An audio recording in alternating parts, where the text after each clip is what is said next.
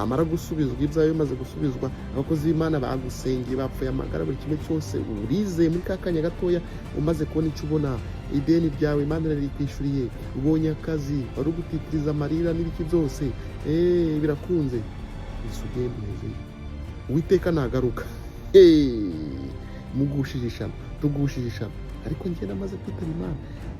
Yego, nta muntu uba aho umwana Satani atageze imyambi, ariko icyiza ni uguhora mukizwa nk'uko tubyiga buri munsi.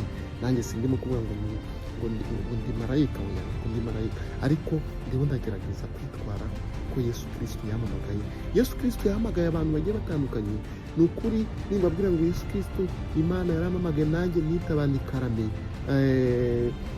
Reka mpereze urugero, Yeremiya Imana yaramuhamagaye, murabizi yamamagaye ngo akiri mu nda ya mama yiwe, akiri urusoro, kuko Imana yamubwiye yarazanye inzitwazo. Noneho bigeze kuwitwa Matayo, amuhamagara noneho ari umukoresha w'ikoro, abantu basoresha, abantu bakora ku magasutamo, ku maduwane n'ibiki byose. Murabizi ko banyereza imisoro ari ibisambu, bari abo ngabo nyine, bumva ati nipe kiyasi tu kwaje. Murabazi abantu bakora nko kuri Petit Barriere, kuri Grande Barriere, hariya bari guswi biri kuvuza ubuhuha. Murabizi cyane, murabizi, murabisobanukiwe.